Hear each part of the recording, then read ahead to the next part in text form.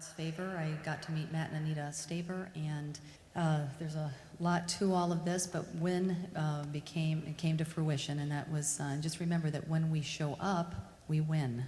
And we'll talk more about all this later. Thank you. And one of my bosses, Anita. Thanks, Mandy. I'm Anita Staver. I'm the president of Liberty Council, an international nonprofit organization. We deal with religious freedom, the sanctity of human life, and the family. We litigate, we educate, we communicate. And I'm just excited to be here today to really talk about the important issues for women, because I'm a mother and I'm a grandmother, and I care about the future generations and what we're leaving to them. And that's really my passion, is making sure that America is safe for my grandchildren. So important. I think what we're going to do to start us off is, Nancy, if you wouldn't mind answering the question about what is the role of women in politics? What is the importance of women in politics, and especially in this year when we're coming up on the November election? It's going to be pivotal, as Matt's mentioned earlier in this program. It's going to be a pivotal year. So what is the importance of women, do you think? Well, women have been outvoting men for a long time in this country. Women, the outcome of every presidential election since 1964 has been determined by women. In 2008, men voted 50-50 for our current president. Women, by 56 to 43, whether they know it or not, voted for the fundamental transformation of America. Now, I believe that the only transformation this country needs is the transformation back to our founders' vision, which was built on their deeply held biblical worldviews. This is the only country on the planet that was founded on principles that came out of the Old and New Testaments.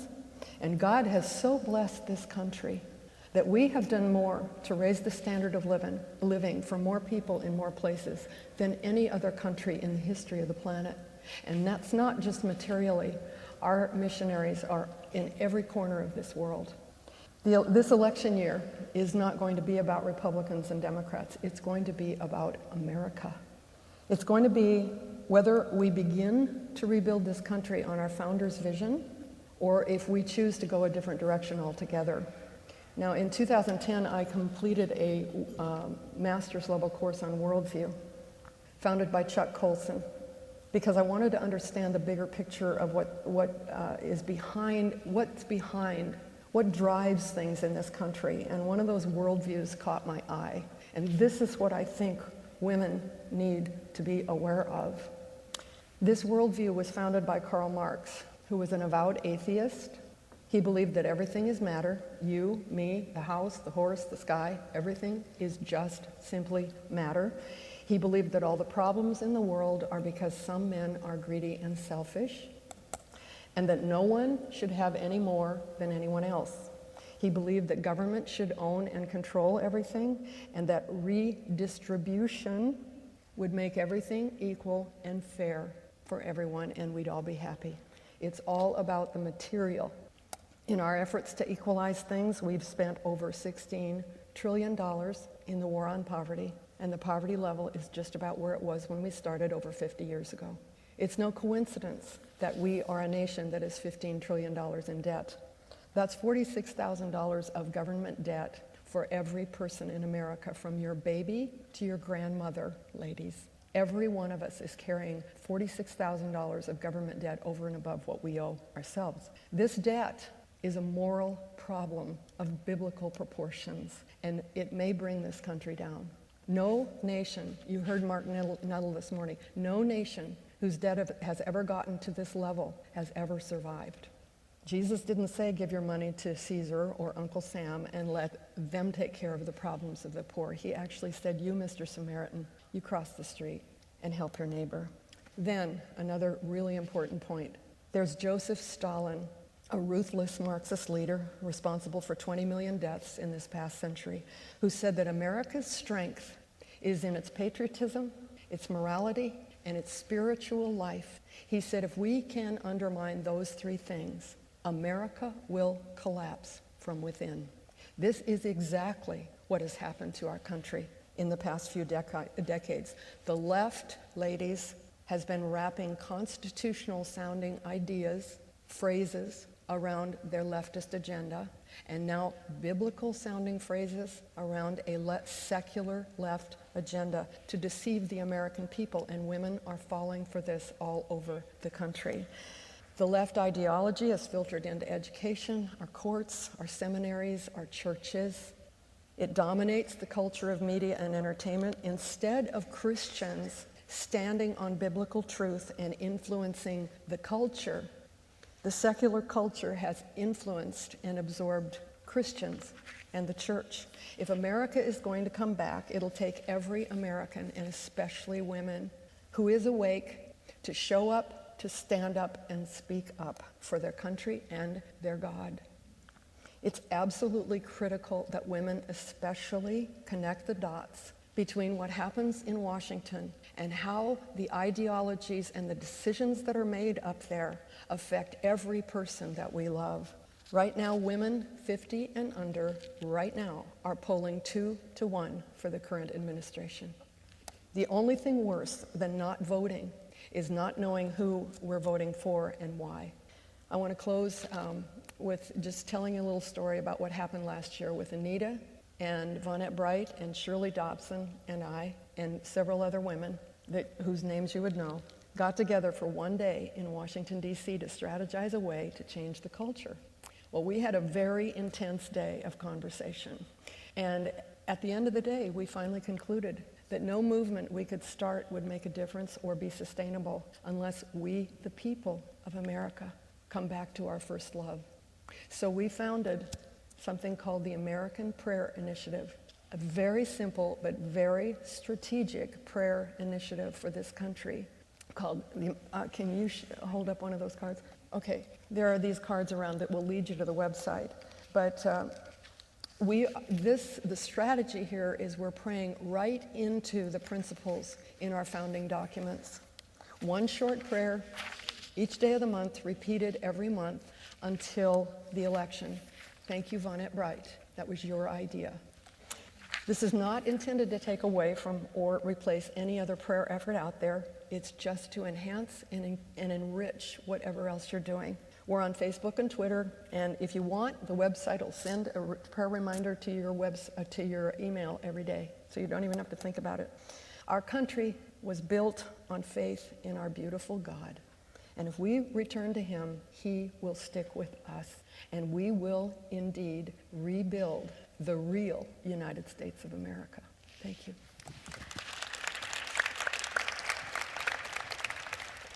Nancy hit on something that is so important, and that is our economic situation right now. And I think we go around and we hear a lot of different people talking about, oh, we're in such dire times, we're in $16 trillion in debt, and sometimes people are saying, oh, we should switch our focus. So women are often very focused on our families, very focused on what is impacting our families, and certainly fiscal issues are one of those things. So the question is a fiscal issue something that's isolated?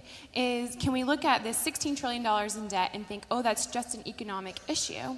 Or is it something that's tied in other ways? So I think that something that's at the core of the issue that we're facing in America right now is that we need to return, as Nancy said, to our founding principles and to our God, because according to those founding principles, we understand that our fiscal issues can't be looked at in an isolated way, but that it's our social policy intertwined with that fiscal policy that is really having a devastating effect on America, because we see that the government is trying to co-opt our families, that the government is trying to take over the teaching of our children, as we've heard in different panels earlier today. And Adriana, I think you have a little bit of insight into how exactly the government and the left are trying to take over the education of our families and take over really just that formation, something that God wanted us to have as a foundational principle of the family, Him, then the family, the church, and then sort of our civil society and our community, that the government and the left are trying to co-opt that. Can you tell us a little bit more about that?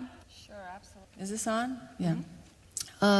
We need to understand that children are very central to this equation, because whenever you have a society or a segment of society that is trying to redefine society, the whole of society, they really need to get the children on board because they are the future. So it's important then for that agenda to be able to have access to the children, to be able, in a sense, to silence the other voices in those children's lives.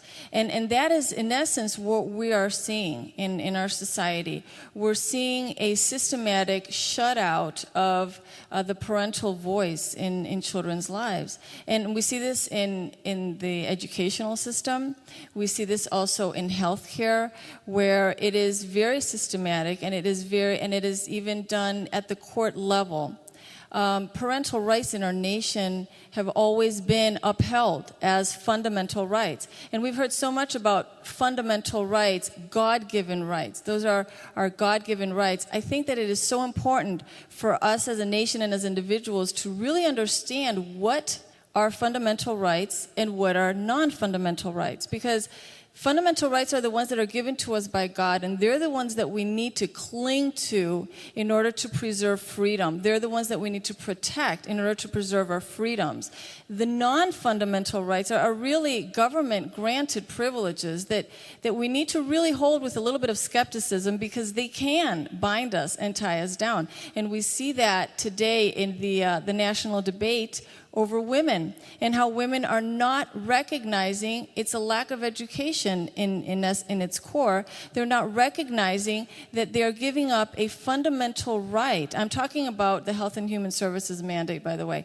The Health and Human Services mandate is part of the Obamacare mandate, and basically it is requiring all religious institutions to provide contraception and abortifacients. And so what it's doing is cracking down on the religious liberty of religious institutions. But the red herring being offered to women, and I believe that is why so many women are falling for this and supporting the current administration, is because they're being told that it is a right. They're being given a right to contraception. And so we have this national debate going on about a lack of understanding of what is a fundamental right. Now, back to parental rights as fundamental rights. Our nation has always upheld parental rights as fundamental rights. And it is only until lately, until the year 2000, where the Supreme Court changed its stance on that view of how it was going to regard parental rights. And after that piece of after that court decision, then you see the federal courts really abdicating their proper role of protecting parents in their decisions and allowing the school systems in particular, or healthcare, to say what is in the best interest for the child, so that parents are losing their rights. And there are court cases that have already happened where parents have lost. In addition to that, we also have a treaty, a United Nations treaty that is called the Convention on the Rights of the Child. And this treaty, in essence, what it would do, it sounds very good because it sounds very child-centered, that it's going to protect children and give them rights. But in essence, what it does is it transfers the role of the decision maker of what is in the best interest of the child from the parents to the government. Okay? So it's a very, very dangerous treaty, and we need to be very wary and very aware of what is going on with this treaty and who is supporting it and who is not supporting it, because it would really redefine our society. I want to say one thing to each one of us as individuals, because as we see parental rights, as we see the battle over parental rights, and we understand why it's happening, and we see legislation being, and court systems and the treaty and all these national things going on, we also have individual roles in all of this. And our individual roles go as profound and as deep as our roles as mothers and grandmothers in our own families. I think that it's important to understand that there is an agenda out there that is trying to make us believe that we are not our children's primary educators, for example. We are. We are the ones who have the primary role of educating our children. And I don't mean just chronologically in the first few years of their lives and then we hand them over to the school system. I mean that we are the first, that is our role. So whether the child is homeschooled, as we have chosen to do, or whether the child goes to private school or public school, our roles as parents are to be on top of what that child is learning. In particular, I would say, in the areas of religion and of sexual education. We need to be very aware of what our children are being taught, because this will redefine society if we as parents are not on top of this message that our children are receiving. And so I would encourage all of us to not just be aware of what is going on legislatively and in the court systems, but also to be aware of what is our role in our own families. And further, what is our calling? If we are called to then engage in legislation, in all these efforts that are promoting the proper education of children. That's right. We have a biblical mandate. Parents have a biblical mandate to raise up their children the way that they should go. The scripture doesn't say that the government's going to raise the children the way they should go, but it's the parents' job. It's the parents' duty to do that. And I think even times a lot of parents leave that up to the church. And while the church should be fostering good education and scripturally grounded education for their children, we can't leave it up to the church either. It's the parents' duty to be grounded in scripture and to be sharing those truths with their children. Adriana, you said something very interesting. Go ahead, Nancy. One other,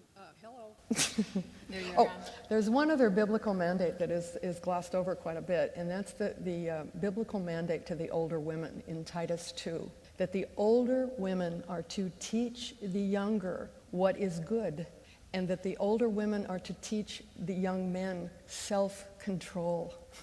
That is a biblical mandate. And, so often we think, oh, well, I'm 60 now, I'm, out to pasture. Well, no, you're not. And in this particular, nobody expects anything from you when you're 60 and above. Hey, you can have a huge, powerful voice. And I think if the older women in this culture would just stand up and say, this is going the wrong way. We need to remember how it used to be here. That's right. I'm 27, and I can't tell you how many amazing women have poured into my life and have really showed me and encouraged me in my walk with Christ, and thereby in my walk as a citizen in civil government and things like that. So it's such an amazing. We're built for community, That's what we're made for. And so when we're not pouring into each other as Christians and as older women going down the generational lines, then we're missing something. And it's something that's built within us. God created us like that. So if we're not getting it from Christians and from people within the church, we're going to go somewhere. So we're going to get it from MTV or wherever. I mean, especially children that are younger than me, where they're going to seek that guidance somewhere. And we have to make sure as women that we're being the ones that are providing that guidance and that solid foundation. Adrienne, I did want to go back to something that you said about the UN Rights of the Child treaty, and that's that you said it sounds good. And I think that often we like our ears to be tickled, and something that maybe sounds good that we don't have the time to research, we kind of buy into the idea. And we get duped sometimes, and that's what causes our children to be co-opted and us to kind of relinquish that duty and that authority in the lives of our children and the lives of our friends even. We were talking, I heard earlier, on a panel about sharing truth into each other's lives, and that's our duty as friends, and showing love is to share truth, because love is truth. And so we have that duty, and Sue, I think, is going to talk to us a little bit more about how we can do that, how we can message our female friends, the mothers that we are maybe in homeschool groups with, or the other grandmothers in our Sunday school classes, or wherever we're meeting women. We have quite a few men in the audience today, too, that are going to be interested in knowing a little bit more about how the female brain works, I think. So Sue's going to enlighten us a little bit, I think, about what women need to hear and about how to message women. Well, first of all, I just want to let you all know that you are daughters of the King. And for you men, women, we have you in there, too. It's M-A-N or M-A-N. We're always have you guys with us. But you are daughters of the King.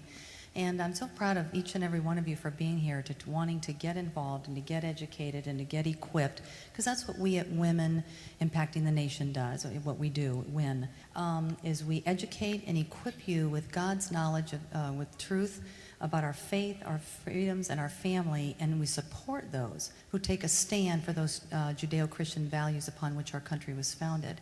But what I'm going to do today is I'm just going to stir the pot. And, you know, some of you have heard me, but I'm going to stir the pot and get you to think. Because we have become a nation of non-thinkers. And Karl Marx said a nation of non-thinkers. Karl Marx said a nation of non-thinkers is easily led. And as Nancy pointed out with Karl Marx. And so what are you listening to? Where, you know, getting educated is so vital. And what we do at W.I.N is we ask you 3 questions. And I'm going to pose those 3 questions to you today. One is, why are you here? You could be anywhere today, but why are you here? And that's real important. And we have what's called W.I.N talks, which are just, you just get together, do it, it's like a book club. Twice a month, you get 3 to 5, 12 women together, and we're going to educate you with what I call potty books. They're very thin. You can talk to the gals. All the gals back there are all part of W.I.N. You can all wave. You can wave, girls. And but if I gave you David Barton's original intent that was this thick, you'd probably look at me and think, you know, I'm a nut, you know, because you don't have time. You are busy, you know, raising your children, doing just all sorts of things. But if you have a little potty book, something that you can very easily read, you will do that and you will get educated. And so what we do is you meet twice a month. Every time we meet, we have the 3 Ps. We pray, we pledge, and we praise. Every book has a different hymn. And then we give you some questions, and then you get together and you actually read the book together. And so that's real important. Number one is, you know, just, well, we'll go into that in a minute. But why are you here? The second question is, I think, very important into what you're going to be able to take out to, you know, out there in the world. Because right now we're at a standstill. We're in where there's the Republicans and the Democrats, and there's just this divide. Well, what we do at W.I.N is the first thing I tell you is I really don't care if you're a Republican or Democrat. Because you see, 95% of the people in this country have no idea why they're Republican or Democrat anyway. They are because their family is, their neighbor is, their spouse is, or somebody told them they should be. Or the media is telling you. Can you tell us that percentage again, Sue? I'm sorry? What was that percentage again? It's about 95%. Don't ask me where I got that number, Anita. Anyway, but it's about 95%. You just take a poll. Just take your own poll. I mean, it's amazing. You just go ask people the questions. They have no clue why they are that. And I mean, right now, let's be real. And Kennedy, J.F. Kennedy, would have been a Republican today. You know, there's a pendulum, the swing of, you know, what is a Republican? What is, you know, why are you a Christian? You know, well, that's the third question. But anyway, but the second, well, let me tell you this. The first question is, why are you here? Second is, what is important to you? And the third question is, why do you believe the way you believe? But the second question is vital, because what's important to you? We've had so many gals that I asked that question to. They said, Sue, nobody has ever asked me what's important to me. We all assume that if we're Christians, we all assume that we're all on the same page. But that's not really true, because look how many Christians voted for the president that's in the White House right now. And I'll come right forth right now. I don't care if you're black. I don't care about the color of your skin or the slant of your eyes. It is about the content of your character. And that's what you know, is vital to me. And that's how we're going to bring people to us, is to just making sure that, well, let me go back to what's important to you. So when I ask somebody what is important to you, you're going to make it personal. And we need to make this personal. Because right now, if you start asking people questions, they really don't, you know, they're just out there. And I am going to give you one little story, because I think it's very, very important. In 2008, I was doing a talk, and I do about a 20-minute talk about our country, and just a little bit about being overseas. Living overseas gives you a little different perspective, I think, sometimes. And so at W.I.N, we do not tell you how to vote or who to vote for. We just stir the pot, get you to think. So I invited everybody in my church, whether I knew them or not, all the women. I called one woman up who I'll call Lily. This is my Lily story, Phyllis. And I called her and I said, Lily, I'd like to invite you to a talk that I'm going to give. And the first thing she said to me was, Sue, you do know I'm a Democrat. Now I'm on the phone and I said, okay, it's okay. I said, are you interested in our country? She goes, yes, I am. I said, why don't you come and just listen? And then the next thing was, she said, Sue, you do know, she goes, this isn't going to be a Democratic bashing thing, is it? And I said, Lily, how long have you known me? And she goes, you know, Sue, I've known you a long time. I trust you. I'll come. She came. I did my 20-minute talk. Before she left, she said, oh my gosh, Sue, I cannot believe what I did not know that I didn't know. That was the beginning of the story. I called her up the next day. It's vital to make women feel that they're valued. And I called her up and I thanked her for coming, for taking the time. And I asked her, when she said, Sue, I can't believe what I didn't know that I didn't know, she goes, but I just don't know who to vote for. And in 2008, you know, the two candidates. But in nanoseconds, I didn't know how to answer her, so I'm asking the Lord for help. And he gave me this. I said, Lily, what is important to you? Not your spouse, not your best friend, not just what's important to you? Immediately, she said to me, abortion. I was like, thank you, Lord. So I said, okay, as a Christian, doesn't the Lord say you will know them by their fruit? And she said, yes. I said, okay, let's not listen to what either candidate says. Let's not listen to what either party says. Let's go see how they voted. I said, I'm going to walk you through something. Go to your computer. I'm on the phone. She went to the Arizona Senate and saw that voted for life. Then we went over to the Illinois Senate. Not only did this man vote for partial birth abortion, but he voted that if that child should survive that partial birth abortion, that child should be murdered. Now, immediately she says to me, oh my gosh, Sue, I would have voted for a man that believes in death. Now here's the story. I made it personal to her. Now she can, I taught her how to do her due diligence. No longer was it about the Democrat or the bashing. It had nothing to do about the R or the D. It really became about the L, which is the lamb. It really became about what her conviction was.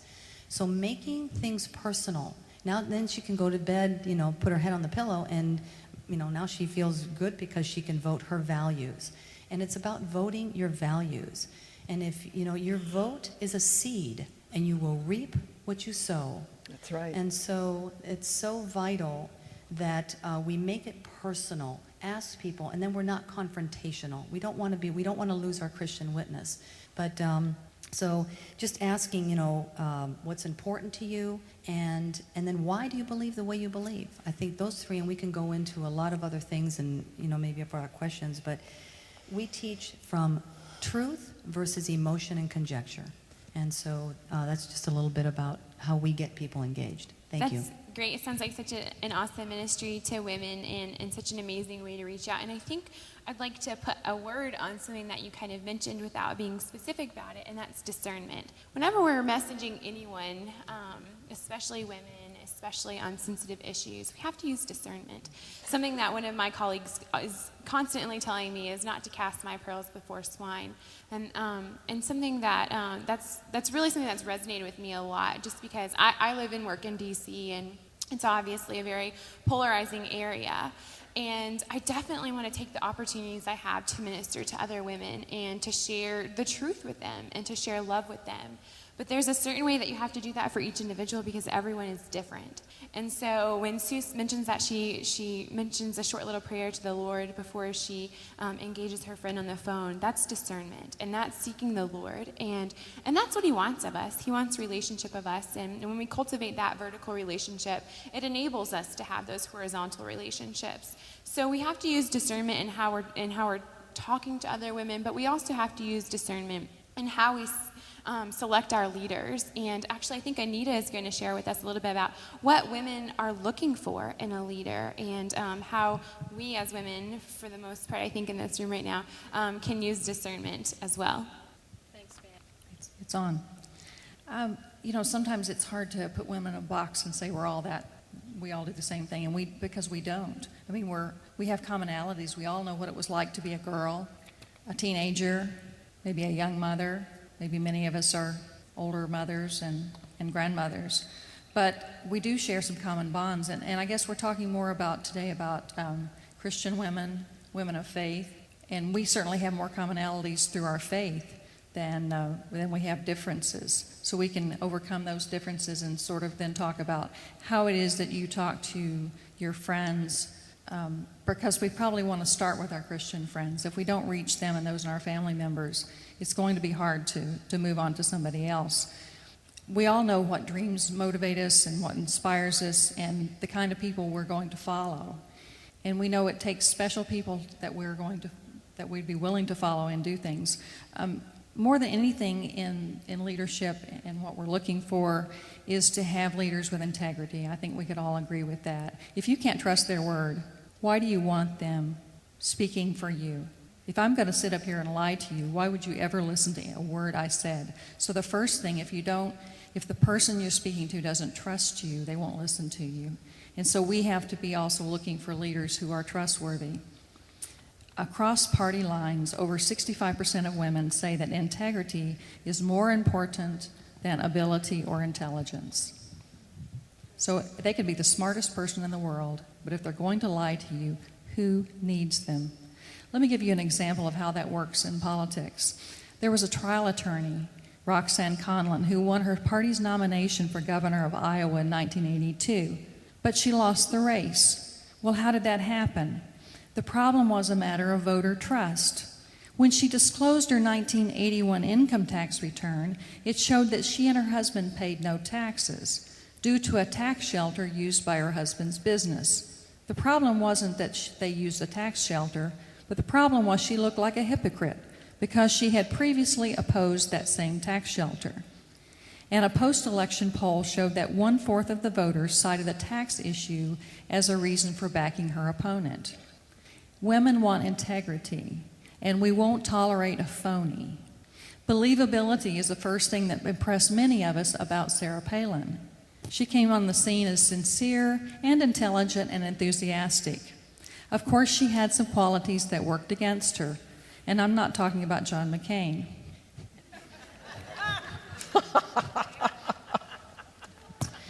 After a while, some say that her voice is irritating. In fact, a recent joint study performed by a political scientist and a biologist showed that both men and women prefer male and female candidates with lower-pitched voices. So don't be shrill when you're talking. In fact, I have an audiobook of President Reagan's radio broadcasts before he became president, and his voice soothes your ears as his ideas soothe your heart. Truly, great leaders are hard to duplicate and hard to replace. Now, I think women are willing to spend our time identifying candidates and supporting their ideas and working to advance values they share with us only as we can trust them. We can spot the users. Women especially can spot the fakes and users because we've known some. We're wary of their hidden agendas. We want leaders who are intelligent, enthusiastic, tenacious, inspiring, but not patronizing, not heartless, and not unrealistic. And while we may enjoy the company of men who are exciting, carefree, spontaneous, or hysterically funny, it doesn't mean we want them as leaders. The class clown is seldom the class president. And we are forgiving of our leaders' flaws and their past mistakes, but only if we truly believe that they've changed for the better. Because we know that flawed people can make good leaders. And when we're seeking leaders, we're not looking for a friend, a saint, a date, or a mate. And we don't expect to like everything about them, but we have to have someone we trust. For women, your word matters. In fact, we don't need to just find leaders and follow them. We need to realize we are the leaders. So who do we lead? Where do we go to make this impact? There's an often talked about a gender gap, but in fact that doesn't predict behavior in voting as much as the marriage gap or the churchgoer gap. Women who are married are much more patriotic and America-loving than women who are not. So take your married friends and go speak to the single ladies and educate them Amen. On the things that we already know. Lead your women friends. We care about what our women friends say. We get together with them and we talk. And if your women friends don't trust somebody, you probably won't either. Your church or your community of faith provides a fertile ground for impact. You can really influence the people in your household. If you're not working on them, don't start any place else. Go talk to the people who live in your home. A 2008 research experiment confirmed that people living in the same household have similar voting patterns. If one goes to vote, the other one does too. In fact, there was a 60% chance that one person would vote if the other person in the household voted. So you can influence your married friends, and you will also impact the rest of their household. There's only a little bit of time that you have to work on things, so go pick the things that are going to work the most. You have to also lead your daughters. If we care about the next generation, and if your granddaughters are old enough to vote or even to learn about the issues, to talk with their friends in high school or college, we have to teach them how values relate to voting. We have to teach them how the debt ceiling relates to getting a job, because frankly, many of them aren't going to want to sit and listen to a presentation on the debt ceiling, but they do want jobs. Women are the ultimate multitaskers. We can do a lot of things if we know we have the ability, if we know we have the urgency to do something, and we're willing to. I think we're all willing to. We're wanting to make life better for our families. We like to get together and work with other women on things. We want to focus on something that makes a difference if we think we can do that. We want to be helpful. We want to be needed. We want to be appreciated. We're willing to read books and sit through lectures and go to meetings, but only if we think it makes a difference. Then we will rebalance our priorities to achieve our goals. We're willing to read directions, whether it's a roadmap or a recipe. Just tell women how it's done.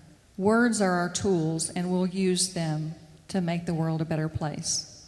That's so great. And I think it's so interesting because I think that a lot of times we come to these conferences and we hear a bunch of great speakers and then we don't know what to do when we leave. And I think that you ladies have given us a lot to think about as far as how to act once we're out, how to apply what we've learned, and that's to educate people. And you make such a great point, Anita, and that's that there's this biblical mandate of ministry, right, of missions work, and that's Jerusalem, Judea, and Samaria. So we start with the area that's closest to us, and we move outward.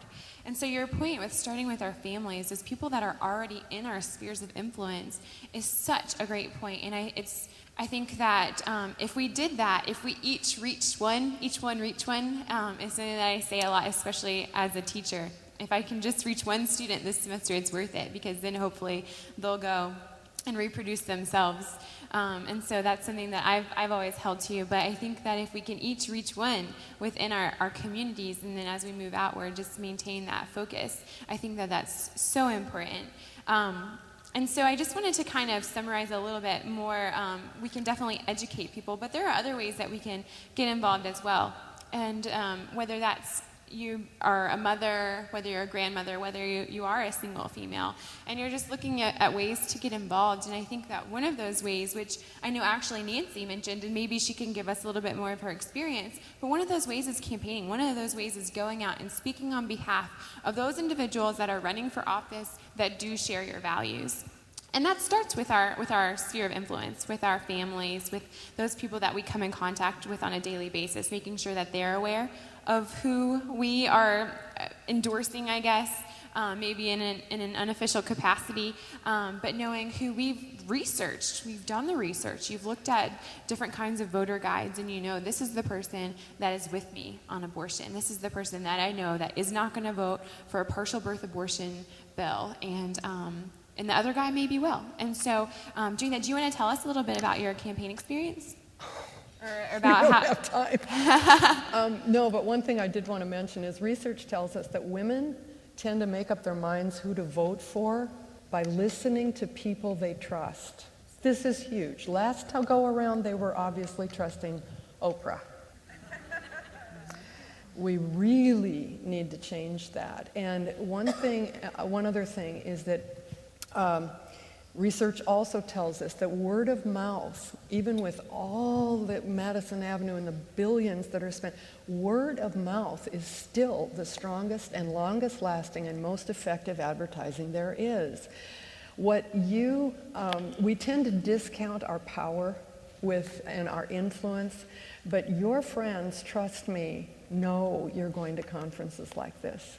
If you're in W.I.N, your friends know you're paying attention. And there are ways, you all are evangelists, and with how we feel about Christ, I think we need to take it one step further, at least for the next 6.5 months, or we are going to lose this country. Mandy, can I say something to that? Yeah, please do. What's real important, people are watching you. It doesn't matter if they're Republican, Democrat, your neighbors. And, I believe that women are looking for people that, like Anita said, that their yes is their yes and their no is their no. But if you're not having your yes be your yes and your no be your no, then you're being a hypocrite. And so people are watching, and if we want people to change and to follow what we do, then we have to be that person. We have to become that person that we want somebody else, to be. And so I think that's real important. But people are watching you, and that's right. We have to lead by example. Yeah. That's so important. And one of the ways that we can do that is we can get out and not only educate and not only vote and not only vote our values, but we can also get involved in lobbying. So we become passionate, and Adriana has some experience with this a little bit on the parental rights issue, and a lot. And you might want to discuss a little bit about what you're doing to push forward the movement, and then especially if you have any comments on the past question too. On the what? On the last question, I think that you were going to... Oh, yes, I wanted to chime in there. Okay, it amazed me.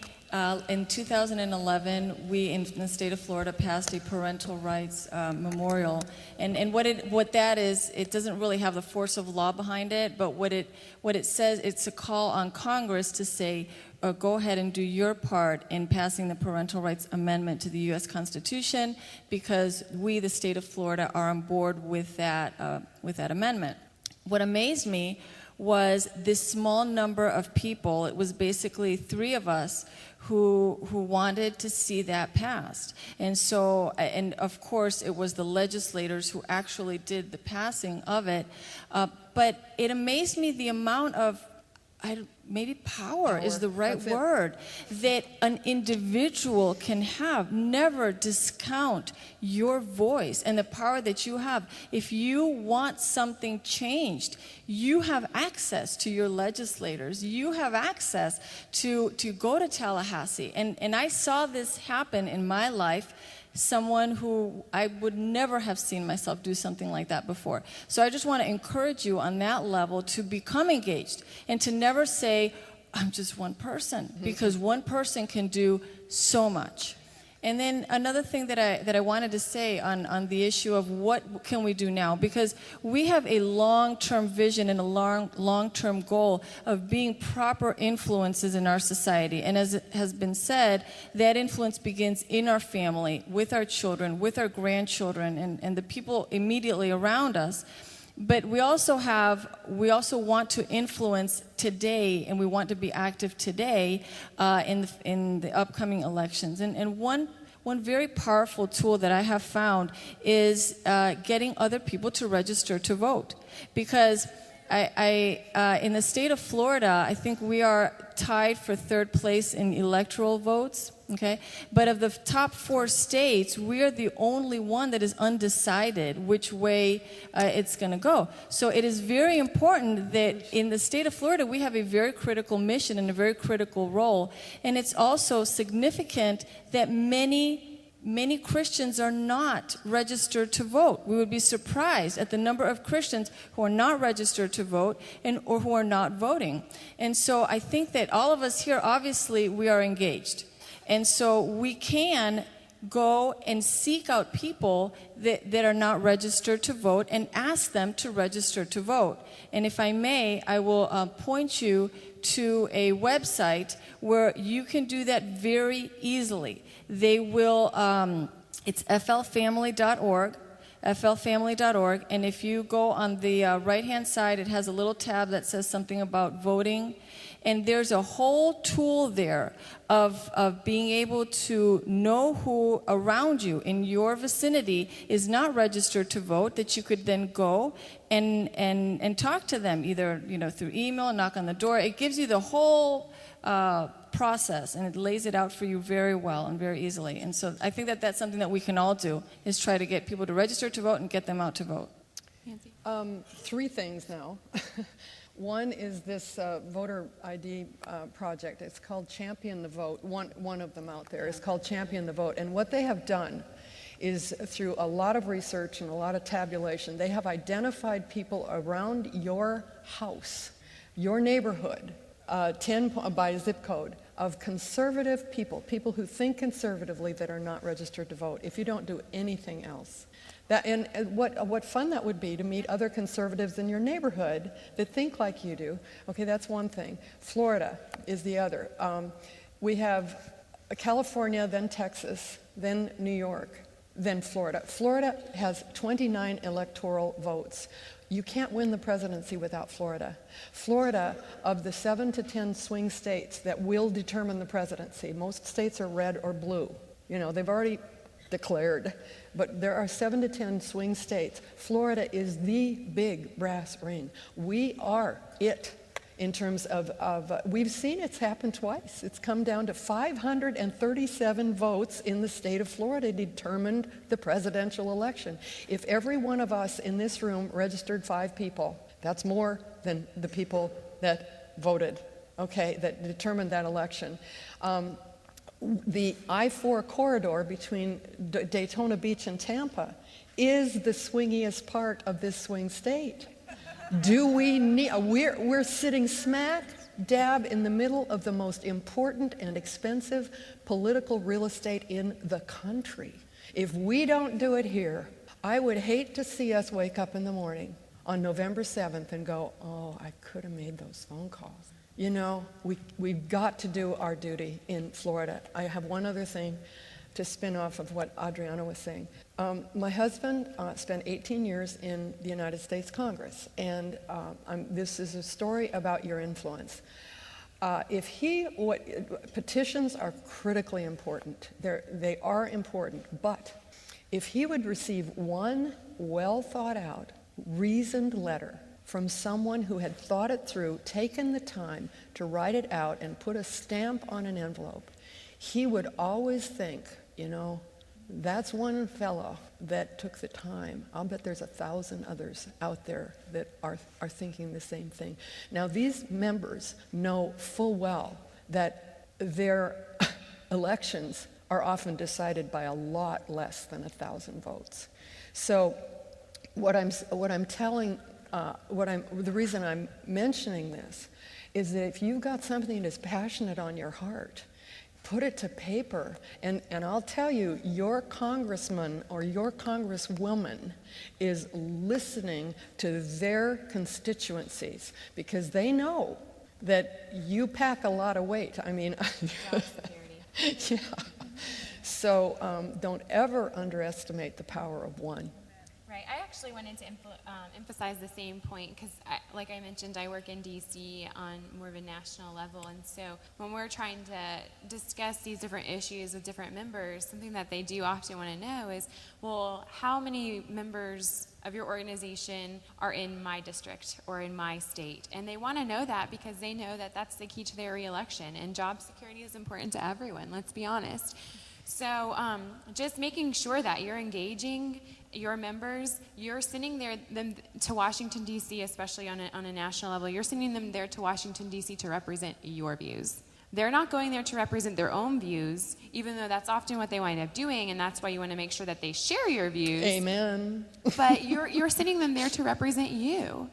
And so if they're not doing that, if they're not voting in accordance with your views and your values, it's your job. I consider it a stewardship duty, actually. That's what I've begun referring to it as, because I think that it's our duties as Christians to hold them accountable. And I think that when we cast that duty aside and we refuse to hold them accountable, it's almost like bearing a talent. We know the parable in Matthew about where the different people are given talents and somebody goes and buries their talent rather than investing it. Well, in America, we're given this talent. We're given this opportunity to vote and to engage our members, those people that represent us in Washington, D.C. And when we're not doing that, when we're not voting and we're not engaging them, we're burying that talent. And we're going to be accountable for it. Amen. I'm going to be accountable for what I have and have not done once I get to heaven.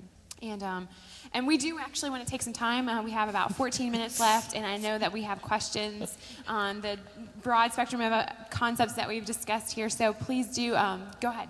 Well, my biggest burden is that 50% of Christians don't vote. I mean, they don't vote. Well, the statistic really is. 50% of Catholics voted for Obama. I mean, this just, I can't tell you, keeps me awake at night because I'm like, what can I do? You know, can I stand outside church Sunday with stand in the Statue of Liberty outfit? Right. So I know that we probably, everyone can't hear, so I do want to reiterate the question or to restate the question. And the question is, what do I do? I know that, she said, I know that 50% of Christians don't vote, It's worse than that. 52% of Catholics don't vote, and she wants to know what... Oh, 52% of Catholics voted for Obama. And so the question is, what can she do? And I think Nancy may have some insight on that. It's worse than that. It's 50% of Christians aren't registered to vote. And of the ones that are, half of those don't vote. Okay, so it's even worse than you're thinking. I was just going to... Adriana and Nancy actually both did address this, though, in talking about the different kinds of voter initiatives. And yeah, it takes activism. It takes us being willing to, I don't know if it takes a goofy costume, but that's one way to get attention from the parishioners at your church. I did mention this in my remarks, okay? The left knows. They read the statistics just like we do. They know that America is center-right. You know where that is coming from. Huge, huge surveys were done 6-7 years ago, asking people questions about energy, education, defense, whatever, with no political labels attached to those questions. And they compiled the answers, and when they came back on a scale of 1 to 10, 1 being Nancy Pelosi, 10 being Ronald Reagan, the American people came in at 7. The Americans are a center-right country. The left knows this. So they have had to be very, very strategic about how they get the 70, whatever, percent of us that instinctively think conservatively. So they have the knowing that if we evangelical Christians stick together, we're 23-24%. We can't be beat if we stick together. So a strategic plan was developed several years ago to get into the church, to divide the church. And they came through the back door with a lot of our more well-known pastors on the issue of stewardship of the earth and climate change and all that. And they moved on to poverty and how isn't it important that the government help with poverty, blah, blah, blah. So the church has been, they know that they can't, what Stalin said. Stalin said, if we can undermine American sense of patriotism, morality, and their spiritual life, if we can undermine those 3 things, America will collapse from within. Listen to your pastor. If your pastor agrees with the government belongs doing all this, you need to think it over. I think Sue and Anita both have something to add to that. So I just want to encourage you that it doesn't take a lot of people to do something.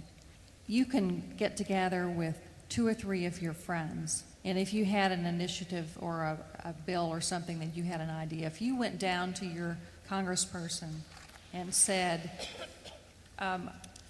my lady friends and my friends and I who are here are part of a larger organization like W.I.N. We're a powerful group of women. It doesn't take much to really do something because they know that every woman's attached to somebody else, some other friend. And if you can just enlarge your circles by joining in with others who are already doing things like that, then you can honestly say, because we don't want to be false about it, that I am a part of this large organization of all of these women who have these same concerns. So it doesn't take a lot of people, but it just takes putting the right ideas ahead forcefully so that people start believing it. Because we know it's true. A voice in the wilderness.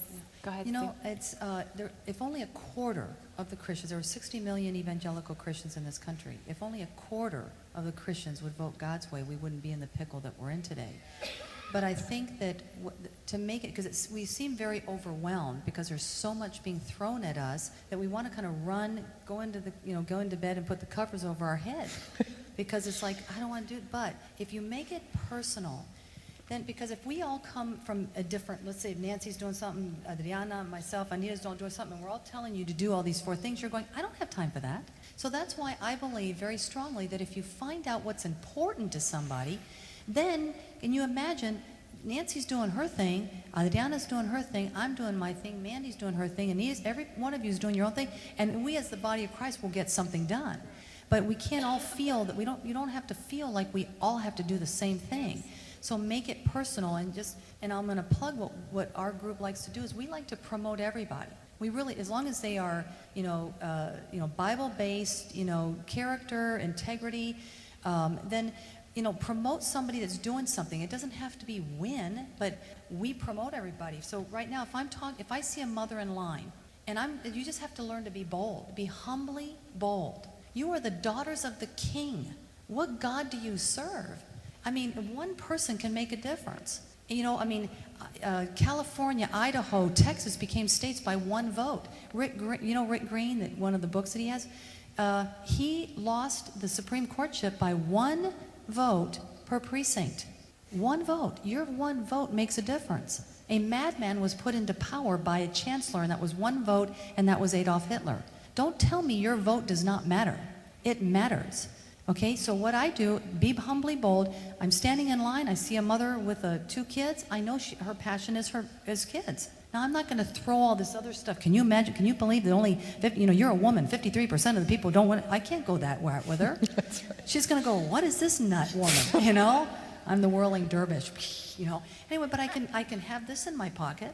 And I say, you know what, do you have 30 minutes? I know you don't know me from Adam, and I'm not really weird or anything, but could you watch this for 30 minutes? It's overruledmovie.com. I'm promoting Adriana parental rights. If they watch that parental rights thing, they're going to flip. You watch that. Go get one of these. One of our gals up there will hand you. Do not leave without one of those. Now, let's say you have a woman. Yeah, you have a woman that, so I'm not into that political stuff. I said, neither am I. This is not political. This is spiritual. That's what I say to every Christian person in church. This is not political. You know what politics is? Poly means many, and ticks is bloodsuckers. Sorry, okay. Okay, so, but anyway, so the point is that there are prayer warriors. You got a lot of prayer warriors. You got intercessors in the back over here. You know what? You say, gosh, I got something for you. Hand this out here. This is American Prayer Initiative. This is by a great friend of mine, Nancy Schultz. Here, go here and pray. You give something to somebody that's personal to them, and I guarantee you, and if we're on our knees, you better believe we're going to make a difference. Don't tell me, now that you cannot walk out of here and tell me that you cannot make a difference with the 4 of us just told you what you can do. I love that Sue keeps on pulling out these biblical principles of being one body, many parts, right? So their hands, their feet, their eyes. Mrs. Bright has a question or a comment. I'm actually going to give her the microphone. Yay. Well, I think we need to be letting people know that politics is not dirty. To get involved with politics, we've been told by my generation that the church should be silent, that we should not be involved in politics. We've also been deceived by the fact that we could lose our tax exemption if we participate in politics. There's never been a single time when any church, any pastor has ever gone to jail or that they have had to lose their tax exemption, Campus Crusade for Christ included, because they've been involved in politics. We've got to help our pastors see and our churches see that being in politics is part of our responsibility of being a citizen, and that we've got to help our people to see that in the church, the part of our responsibility is to vote and to participate in voting and to recognize God established the family. God established the church. God established the government. and we have a responsibility to all of them. Of all things is our families. We've got to take family values into consideration in what people are going to do in the future, and how we're going to be able to convince people around us, those that we work with, those who are poor, helping to see what we're going to lose. They're not going to be able to collect anything in a few months because we're going bankrupt. And that they better look for jobs, look for ways. What are the alternative things? I heard of a man that was telling me he had offered a woman $40,000 a year for if she would take a job where he would let her even have the percentage of the profits that she would make. And she said, "Oh, I can't afford to do that. I'd lose my workman's compensation." And that's the point of that's going on today. People go applying for a job, and then they say, "Well, will you?" That they're not qualified or something or other. "Well, will you just sign this to tell me that I was here to apply for a job?" Then they take that to the workman's compensation, get more on the bill that much longer. We are absolutely got to be responsible citizens in helping people to understand, very lovingly explaining, not criticizing, not bitter, whatever, but that we, in a loving way, be able to explain that we have a responsibility to our God for the opportunities that He's given us. And the church has got to get involved in this political situation.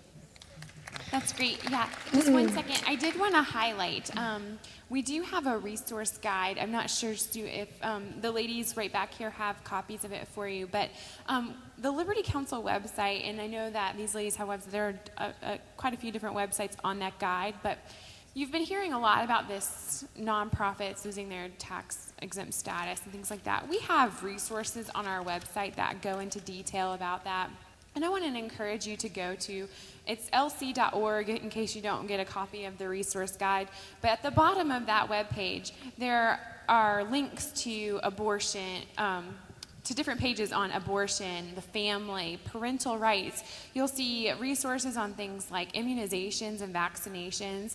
It's so important that we just become educated on all these things. And one of those things that we have a legal memorandum on is nonprofits and that tax-exempt status. Yes, ma'am.